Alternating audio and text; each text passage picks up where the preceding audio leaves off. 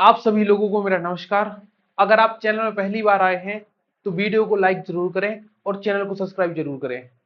तो आज हम समझने वाले हैं कि जो रूट टू होता है, अंडर रूट टू होता है, वो एक इरेशनल नंबर होता है। हम इसको प्रूव कैसे कर सकते हैं, उसके लिए हमें एक थ्योरम समझनी पड़ेगी। उस थ्योरम को समझाने के लिए मैं आपको एक एग्जाम्पल देता हूं। जैसे मान के चलो 7 एक प्राइम नंबर है। हमें इस थ्योरम में हमेशा प्राइम नंबर लेने हैं। 7 एक प्राइम नंबर है और अगर हम 35 देखें तो 35 को 7 कैंसिल कर सकता है, क्योंकि 35 जो होता है वो हमारा 7 into 5 होता है।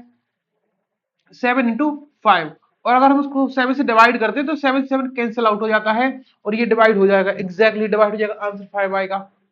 अगर हम 35 का स्क्वायर करते हैं, 35 का स्क्वायर करते हैं और उसको 7 से डिवाइड करते हैं, तो आप बताइए ये क्या 7 से डिवाइड होगा? तो आपका आंसर होगा, जब 35 7 से डिवाइड हो जाता है तो 35 का स्क्वायर तो और जल्दी डिवाइड होगा 7 से। क्योंकि देखो 35 जब हम स्क्वायर करते हैं तो जो इनके फैक्टर, जैसे 7 और जो 5 इसके 35 के फैक्टर थे, इनका भी स्क्वायर हो जाता है और डिवाइड बाई 7। अब ये जो फैक्टर थे वो 2 टाइम आ जाएंगे, तो 2 टाइम्स अगर फैक्टर आते हैं तो एक टाइम कैंसिल हो जाएगा, एक टाइम वापस से बचेगा फैक्टर। मतलब कि अगर कोई नंबर किसी नंबर को डिवाइड करता है तो वो नंबर उसके स्क्वायर को भी डिवाइड करेगा।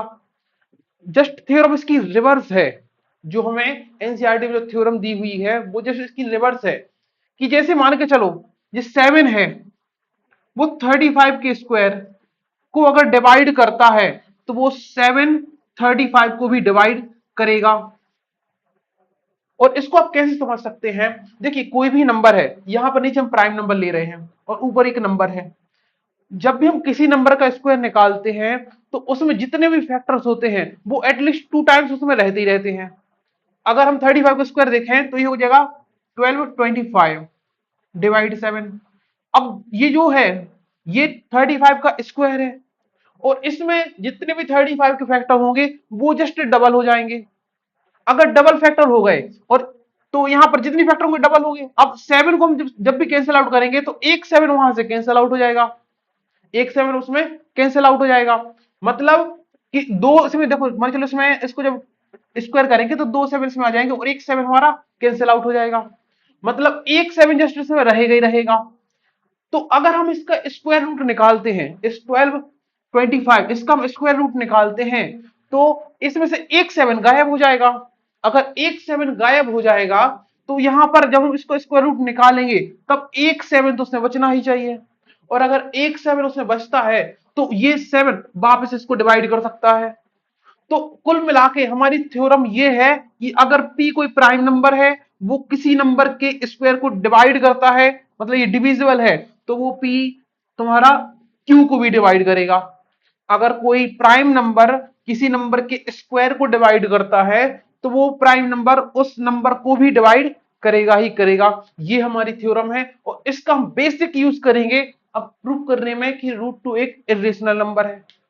तो हम इसको स्टार्ट करते हैं प्रूव करना। आई होप आपको ये चीज समझ में आ गई होगी।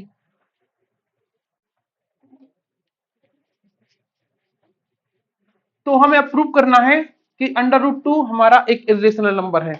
इसके लिए हम कॉन्ट्रोडिक्शन का यूज करेंगे। हम एज्यूम कर लेंगे कि जो रूट टू है वो हमारा रेशनल नंबर है। अब रेशनल नंबर क्या होते हैं? रेशनल नंबर ऐसे नंबर्स होते हैं जिनको हम पी अपॉन क्यू के फॉर्म में यहां पर डिनोट कर सकें, पी अपॉन क्यू के फॉर्म में लिख सके। और पी और क्यू कैसे नंबर होने चाहिए? ये इंटीजर होनी चाहिए और Q does not equal to zero होना चाहिए। मतलब जो डिनोमिनेटर है वो जीरो नहीं होना चाहिए, क्योंकि जीरो होने से वो नॉट डिफाइंड हो जाता है। तो हम मान लेते हैं कि जो हमारा अंडर रूट टू है ये रेशनल नंबर है। और अगर ये रेशनल नंबर है तो उसको हम पी अपॉन क्यू के फॉर्म में लिख सकते हैं। तो सपोज करो हमने लिख लिया ए अपॉन बी फॉर्म में लिख लिया, इसको ए अपॉन बी फॉर्म में लिख लिया। अब हमने ए और बी फॉर्म में लिखा है और हम शुरुआत में ये मानेंगे, देखो जैसे हमारा 16 और 25 ये दोनों प्राइम नंबर है क्या? तो आप बोलेंगे प्राइम नहीं है। लेकिन ये दोनों नंबर को प्राइम होते हैं। देखो को प्राइम और प्राइम में कंफ्यूजन हो सकती है। प्राइम नंबर अलग होते हैं, को प्राइम नंबर अलग होते हैं। जब दो नंबर, अगर हम 16/25 लिखें और इसको कैंसिल आउट करना चाहें किसी भी नंबर से, तो क्या ये कैंसिल आउट होंगे? नहीं होंगे। तो ऐसे नंबर जिनमें कोई भी फैक्टर कॉमन नहीं होता है उनको हम बोलते हैं कोप्राइम नंबर। तो हम जैसे हम रेशियो ले लेते हैं, जैसे हमारे पास लिखा है यहाँ पर 35/25, तो इसको हम जो रेशियो लेंगे तो 5 से कैंसिल आउट हो जाएंगे, 7 ये 5। तो जब कैंसिल आउट होके जब ये लास्ट में जो नंबर सिंप्लीफाइड जो नंबर बचेगा उसको हम क्या बोलते हैं, कोप्राइम नंबर्स।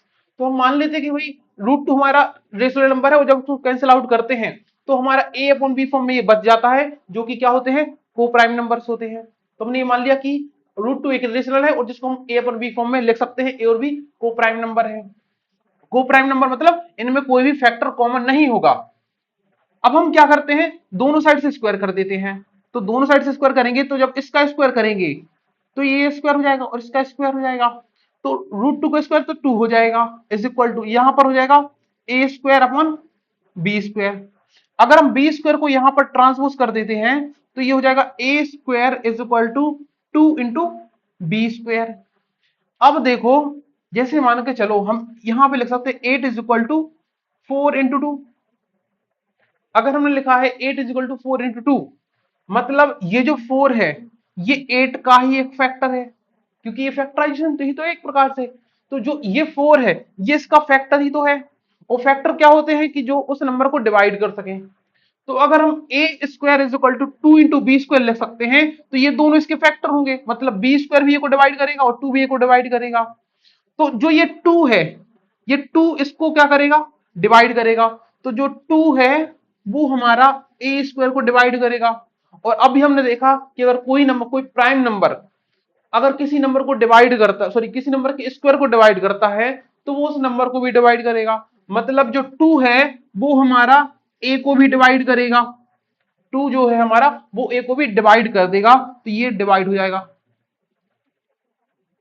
डिवाइड, और वो भी कैसा, एग्जैक्टली डेसिमल में नहीं, सिर्फ ये एग्जैक्टली इसको डिवाइड कर देगा। अगर ये डिवाइड करता है, देखो जैसे 4 8 को डिवाइड कर रहा था तो 4 क्या था, 8 का एक फैक्टर था, वैसे ही 2 क्या हो जाएगा, a का एक फैक्टर हो जाएगा। तो अगर ये 2 जो है a का कोई फैक्टर है तो हम a को 2 इंटू कुछ भी एक नंबर c लिख दिया, सपोज करो c लिख दिया, इस फॉर्म में लिख सकते हैं। अगर 2 a को डिवाइड करता है तो हम a को 2 इंटू सी एक फॉर्म में लिख सकते हैं, क्योंकि जैसे मान के चलो 225 का एक फैक्टर 5 है, क्योंकि 5 इसको डिवाइड कर लेता है, तो इसको 5 इंटू क्या लिख सकते हैं, 45। तो अगर ये फैक्टर है तो फैक्टर के साथ कुछ मल्टीप्लाई करने पर ही वो आता हुआ। तो हमने मान लिया वो नंबर सी है, तो हम a को लिख सकते हैं 2 इंटू सी, ये लिख सकते हैं। अब हम देखते हैं, अब इसको क्या करते हैं, चलो ये तो हो गया हमारा a = 2 इंटू सी। हम वापस से इसको यहां पर पुट कर देते हैं a की वैल्यू को। तो a की वैल्यू क्या है, 2 इंटू सी, और जैसे हम यहां पुट करेंगे a की वैल्यू 2c, तो हमारे यहां पर स्क्वायर हो जाएगा, इज इक्वल टू 2b² हो जाएगा। इसको फर्दर सॉल्व कर दें हम तो ये हो जाएगा 4c² is equal to 2b²। तो ये 2 इसको कैंसिल आउट कर देगा 2 टाइम्स, तो ये हो जाएगा b² is equal to 2c²। ये क्या निकल आया, b² is equal to 2c²। मतलब ये जो 2 है वो b² को का एक फैक्टर है, मतलब 2 b² को डिवाइड कर सकता है। और फिर से वही थ्योरम लगाएंगे कि अगर 2 b² को डिवाइड कर सकता है तो 2 b को भी डिवाइड कर सकता है, मतलब जो 2 है ये b को भी डिवाइड कर देगा। तो हम इसको 2 into some other constant d लिख दिया हमने। तो हम इसको भी इस प्रकार से लिख सकते हैं, अगर 2 b को डिवाइड करता है तो इसका एक फैक्टर होगा, फैक्टर से मल्टीप्लाई करने पर वो नंबर आता होगा। तो हमने b को लिख दिया 2 इंटू डी। तो अगर ये देखो a is equal to 2 into C है, मतलब 2 a का फैक्टर है, b is equal 2 into D है, मतलब 2 b का भी फैक्टर है। तो ये हम जो शुरुआत में लेकर चले थे कि a और b ये हमारे कैसे थे, कोप्राइम नंबर थे, कोप्राइम नंबर जिनमें कुछ कॉमन ही ना हो। लेकिन जब हमने √2 को रेशनल माना, तब ये निकल कर आया कि भाई 2, सॉरी जो 2 है वो a का फैक्टर है और जो 2 है वो b का भी फैक्टर है। तो ये दोनों कोप्राइम कैसे हो सकते हैं, तो ये तो हमारी ये तो हमारी एजम्पशन का कॉन्ट्रडिक्शन हो गया। मतलब ये कॉन्ट्रडिक्ट कर रहा है हमारी एजम्पशन को। अगर ये कॉन्ट्रडिक्ट कर रहा है तो ये हमारी जो एजम्पशन है ये रॉन्ग हो जाएगी। मतलब हम कभी मान ही नहीं सकते कि √2 हमारा एक रेशनल नंबर है, ये √2 हमारा एक इरेशनल नंबर है, ये हमारा प्रूव होता है यहां से, प्रूव्ड। ठीक है, तो इस प्रकार से हम प्रूव कर सकते हैं कि हमारा अंडर रूट 2 एक इरेशनल नंबर है। आई होप आपको ये समझ में आ गया होगा। और अगर ये समझ में आ गया है तो आपको जस्ट 2 की जगह 3 का यूज करना है और आपका अंडर रूट 3 ये इरेशनल प्रूव हो जाएगा। और 2 की जगह आप 5 का इस्तेमाल करेंगे तो अंडर रूट 5 एक इरेशनल नंबर है। यहाँ पर जहां पर 2 है 5 हो जाएगा, 2 का स्क्वायर किया वहां 5 का स्क्वायर हो जाएगा, तो अंडर रूट 5 इरेशनल प्रूव हो जाएगा। ऐसे ही हमारा अंडर रूट 7 भी इरेशनल नंबर प्रूव हो जाएगा। बिल्कुल सेम प्रोसेस, सेम पैटर्न में आपको फॉलो करनी है और आप इन तीनों नंबर को भी इरेशनल प्रूव कर सकते हैं। तो आई होप आपको ये समझ में आ गया होगा। अगर आपको अच्छी समझ में आया है तो आप वीडियो को लाइक जरूर करें और चैनल को सब्सक्राइब जरूर करें।